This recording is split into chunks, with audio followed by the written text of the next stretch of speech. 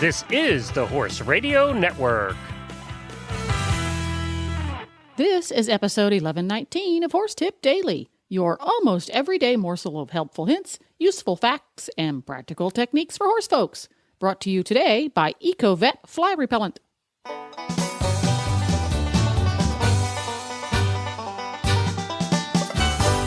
Greetings, horse people. Coach Jen here, and thanks for tuning in to Horse Tip Daily. On today's tip, Hillary Moore-Hebert from Dressage Today magazine joins Dressage radio show co-hosts Reese and Phillip to talk about why it's important to have a helper at horse shows. And we'll get right to our tip after this from Ecovet Fly Repellent.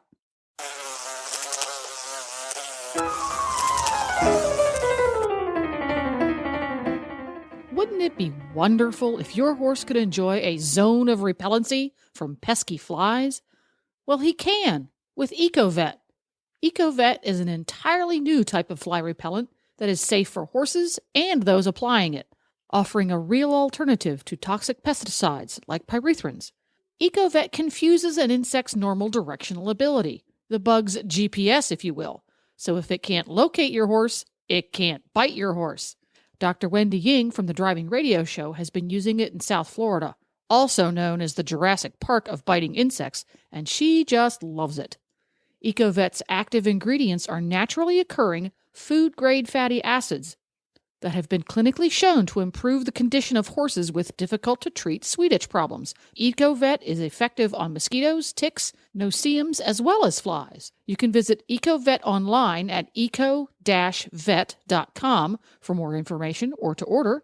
You can find Ecovet at Dover Saddlery Stores, and Ecovet's on Facebook. Just search Ecovet, E-C-O-V-E-T.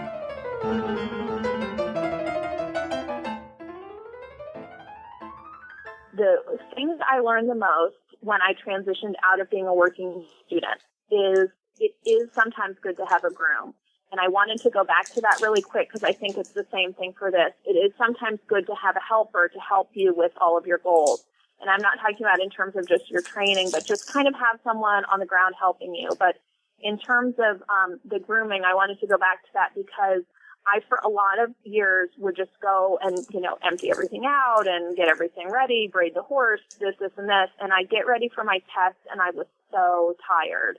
And I'm not saying, everyone can afford to be hiring a full-time groom, but we certainly all have friends that ride, significant others or something. You can even trade off and say, this week I'm going to the show. Can you help, do some stuff for me? And then next time I'll come and help you. But I think it's very important for people to remember that you don't want to, push yourself too hard when you're at the show, and ask for help when you can get it.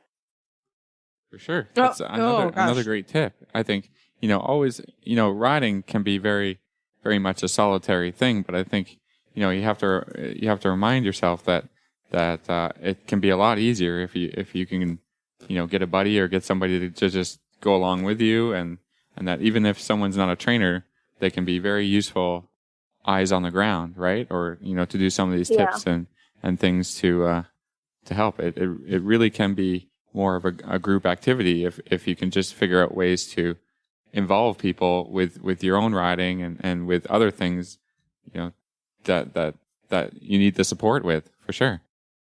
Oh yeah, and it's just more fun. It's really hard to show by yourself. I've done it like once, and I was like, I am never doing this again. Like, by the time you got the horse and everything bedded and the horse in the stall and park the trailer and get your stuff, it was miserable. And I thought, I'm never doing this again. And I think always with showing, you have to you want to be as successful as you can. So, I'll share this. I don't braid. I can braid, but I hate braiding. I think I was traumatized as a working student. And I remember saying it. As a working student, I thought, I am never braiding my horse. I don't like it. It makes me nervous. I can't get it right. So I get frustrated. So I don't. And so I know when I go to a horse show, I better have somebody lined up or I'm going to pay a braider. And that's just how I am. And I know that. And it really takes, for whatever reason, the pressure off of me to try and do it. I just don't like to do it. So that's like one thing that I do that, I'm okay with that diva-ness and just know. You got to make your own plan, right? Yeah. Yeah. I do everything else. I tack up my own horse. Yeah. No, I tack on my own horse, but I just don't like the action of braiding. I get really tense and just I don't like it. And so I I'd think much rather. sometimes it can make you really tired, like up in those muscles near your neck from having your hands up so high, which is not good when you're going into the ring. So I always joke with my students, what would you be willing to sell pencils, for hours instead of doing?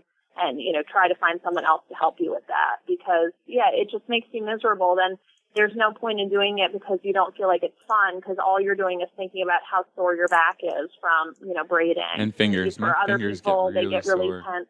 Yeah. Yeah. And some people, they feel the same way, like about shipping their horses. They're really tense trailering their horse. That would be another example, but it's just not worth it. They get to the show and they're like totally stressed out because they feel like they have their horse's life in their hands and, so they just ask their friend to trailer them. And, I think it's that kind of thing you need to be self-aware of to make sure that you're going into things in your best possible way. Yeah. And showing is really supposed to be fun. I'm sorry.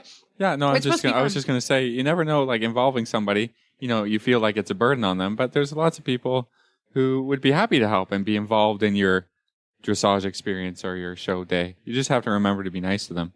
Yeah, you have to be nice. That's why I have to remember when significant others. Yeah, sorry. Mm-hmm. No, I've seen more women yelling at their husbands, and I think, don't yell at him. He doesn't want to be here at all. Yeah. So my husband just doesn't come, which I'm fine with. He doesn't enjoy it, and I get stressed out when he's there, and he'll come to the big shows or whatever, but I don't, but I see so many wives yelling at their husbands. I think, I know. So if you're going to ask for a favor, you got to be nice to the person. Yeah, be nice about it. I'm the same way, not to my wife, but to my mom. She's been my horse show mom for a very long time, and I always forget I always forget to be nice to her. So Mother's Day is coming up.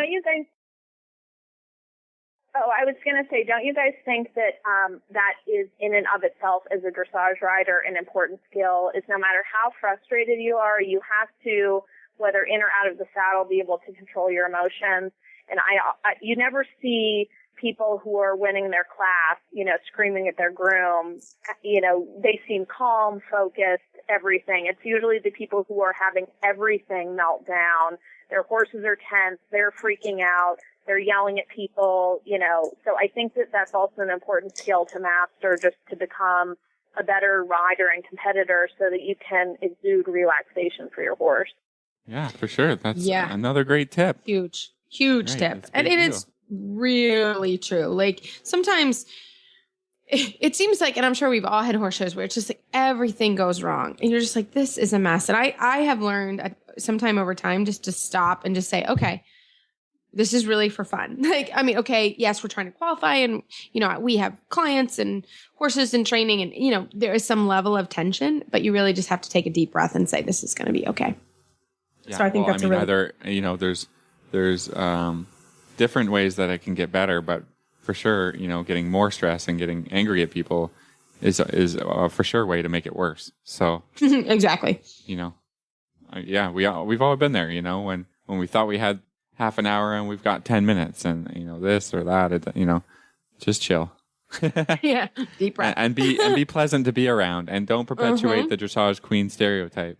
Mm-hmm. And be thankful to volunteers. Sorry, that's a real thing for me. Yeah. When people yell at volunteers, it really drives me crazy. Oh yeah. When people are trying to help you get to the ring on time and they make a mistake and then they get their heads chewed off. That's awful. Not good. Not good. I like it. I like this tangent we get off, guys. This is fantastic. Well, there you have it. You can find links to today's guests at horsetipdaily.com. This podcast was made possible through the generous support of Ecovet Fly Repellent and listeners like you. Learn how you can help support Horse Radio Network programming and qualify for auditors-only perks by going to horsetipdaily.com and clicking on the Become an Auditor banner in the center of the page. The Horse Radio Network and the Horse Radio Network hosts are not responsible for statements of guests or their opinions. Use your own judgment when listening to the tips provided by the experts on Horse Tip Daily.